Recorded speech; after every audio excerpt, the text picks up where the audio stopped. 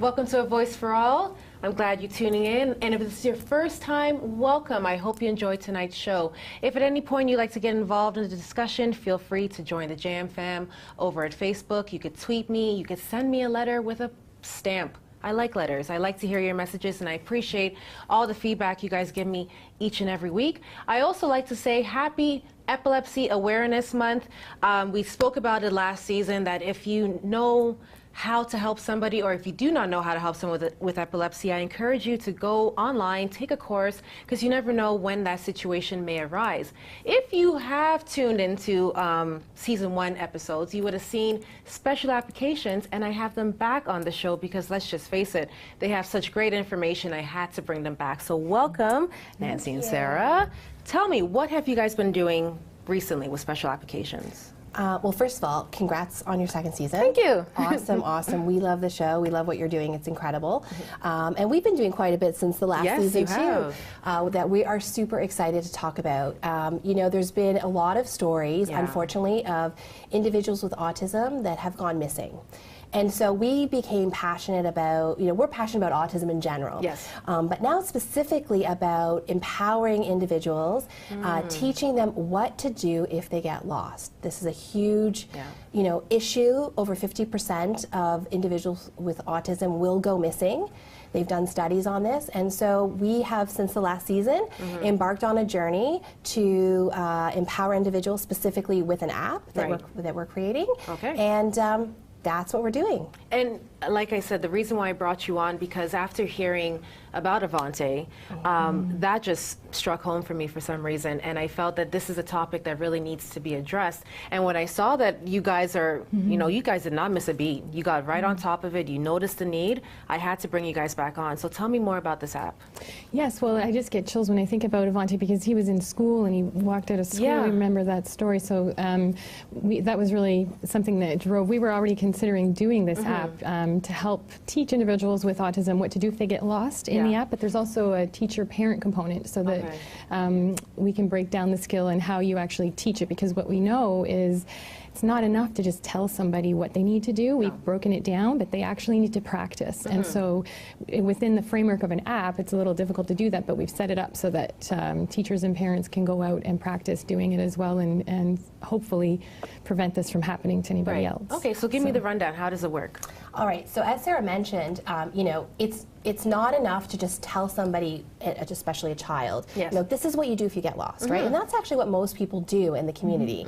And this is not only true for individuals with autism or special needs, this is actually true for any child and any individual, right? So yes, the first step is learning the instructions, what to do, but then after that they have to see it, some type of model, and then the next phase is for them to practice it. Because that's, you know, if you're in an actual emergency situation, you're not going to stop and go, okay, step 1, I have to do this. That's right. That crisis is going to come in, that feeling of insecurity is going to kick in. So naturally, I would think you would have created something that a child could easily resort to. Exactly. So we want them to be fluent at this. We want them to be feeling confident that hopefully they never encounter this type of situation, but should they encounter it, that here are the steps as to what you do. Right. So, you know, the first part of the app is showing them what the 3 steps are. And these 3 steps here? Exactly. Those are the 3 steps. So I'm just going to hold it up here, and maybe as the camera gets it in, you could describe what each step is about. For sure. So first step, so we've broken it down into 3 simple steps for kids to learn, and these are steps that are based not on what we think, but on what's been studied and what's been researched. So it's evidence-based. They've done studies on teaching these steps to individuals with autism. And so the first step is shout out for, shout out for the person you're with. Or cough. Or cough. Whatever works. Get somebody's attention, right? So that would look like, Mom, Mom, Mom. That's the first step. We hope that if children follow that step, that it will alert the person they're with. They wouldn't have gone far, and they'll come back to them. Now, if the individual is nonverbal, then, you know, if they have an augmentative communication device, they may use that, or they may just be looking, right? Searching. We don't want them to be moving too much. Stay in that spot. Shout for mom and dad. This specific app addresses if individual kids get lost in a store. So the next step is you want to look for the cashier. somebody who's safe. They're usually in a central location, and you want to go to that person. So look for them, go to them. That's step 2. Step 3 is you tell that person, I'm lost. Again, if the individual's not able to say it, they can use it on another device. We also, sort of to backstep a little bit, we also encourage families to look at preventative measures too. Absolutely. So, you know, things like, thank goodness we're in an era of technology, so you might look at things like GPSs, different devices like that. Certainly, you know, maybe like a bracelet if they're lost, cards if they're lost, different things like that that may be able to tell people, you know, I'm lost, right? So, Sarah, I'm looking at this now. Would you guys implement maybe a social story with this as well? Like, so I'm in a store with my mom. I may wander off.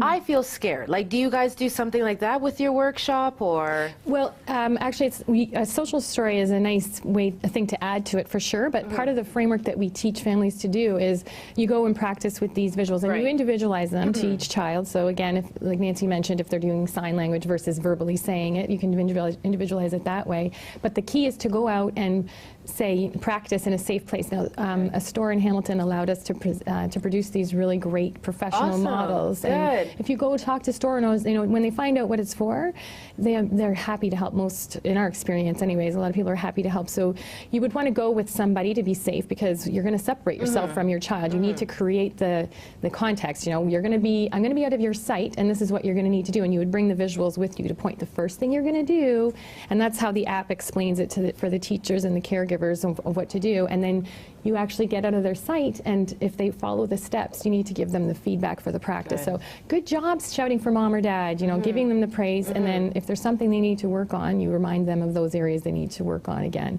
But having somebody else there to, you know, make sure they don't actually escape the store. And we chose to do the store because it's actually the most common place for children to become separated. We've also used that as the research base, but in the future we plan on individualizing it to different locations. We know that amusement parks are another the beach. Yeah, so I mean the beach. Yes, definitely. That's the sad story around when they go missing. And you know, it clicked into me that this is something that the community should be getting involved in as well. It's one thing for parents and caregivers to be taking the preventative measures and the child learning what to do, but if you as a store owner see a child who, you know, you might see a few signs that tells you this child needs support, how you as a store owner could step forward, even if the child may look like they have a disability of some nature, but for you to say, you know what, put that aside. This is the child who I need to help. How can they approach? That's right. You know? Well, in the case of Avante Oquendo, the security guard did actually see him leave too, and if he had had more information about what to do, that could have prevented the tragedy. And there's so many safety precautions we have to take that you can't, you know, it's not like he could wear a sign or a name or anything like that, unfortunately, right? But yeah, and we offer, like we said, we're happy to provide, when we do the workshops, we provide the visuals for people to have them, and if they want them individualized, they can, but we're willing to do the workshops to help, you know, promote the awareness to, you know, anyone. And you said you have video clips as well? Yes. Okay. So kind of like your spin on the social stories. Social stories are great. Video but models. Visual modeling, so kids can watch it, and then they can practice it. Heck, with technology, they could take it out and watch one of your clips. That's right. Oh wait, this is how I do it. Exactly. You know? Exactly. Right. I mean, we hope this sparks a movement. You know, it will spark a movement, because when it comes to safety, what parents is going to be like, this is not something I want to get involved in. You're going to do what you have to do to help your child. So if you are a parent or an educator and you have a student or a child who may have the tendency to wander off, begin to take those preventative steps. Look into things like this and realize there are tools out there. The website is at the bottom, you can see it, that you could tune in, you could ask them questions. How can I take these steps? How can I help my child? If you have not heard about Avante's story, I encourage you to look into it and know that this is not another story you want to hear about. You know, there are things we can do. Business owners, there are things that you guys can do. As a community, there are things that we can do to not have a similar tragic story happen to us here in the Peel region. So what else is Special Appucations currently doing? Well, as Sarah mentioned, we've got the app. We have workshops that we're doing that we're super excited about. We also have another app as well that we talked about the last time too. Another one. About teaching kids to identify different things, sort of like vocabulary builder. So that one is currently available on iTunes. Nice. Called ABA Find It. And Street Smarts, this app will be available really soon too. So, you know, it's a starting point. We do the workshops too, to mention that because every child's case is different. Absolutely. So the important thing is that this is one option of a framework, but there are a multitude of options. We, you know, step one is the prevention, right? And what that's going to look like for every child is different. And so we encourage families to consider, and educators and the whole community, to consider each child's individual needs. Yes. And these workshops also help to facilitate that too. And workshops help you better understand.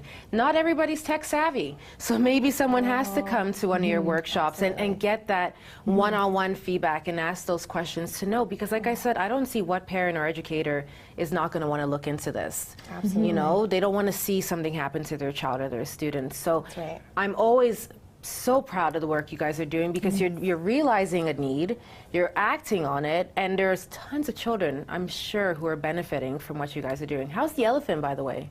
He's good. He's good. Stanley, is he still in the picture? He's still in the picture, but there will be another little monkey in Street Smart. So we've All right. Morton the monkey. Morton the monkey. The names you guys get, I love it. Love it. He's going to make an appearance to make it fun. Again, we want to engage the kids to, you know, be excited and learn about, you know, all of these different skills. So that's another component to it, to make it fun, right? Love it. Well, you know what, guys? Again, I've had special applications on the show. They always bring something fresh, and if I have season 3, they're coming back on to share whatever they're doing. So please, I encourage you, visit their website, follow them on Twitter, contact them today if you have any questions on what you can do to help your child and students be safe. If you have any questions for me, tweet me, join the Jam Fam, send a pigeon. I love to hear from you. Stay tuned. After the break, we're going to have Jen as our local voice, the Voice for All, and thank you, Special Applications, for being our guest today. Special Applications, you can visit them at www.specialapplications.com.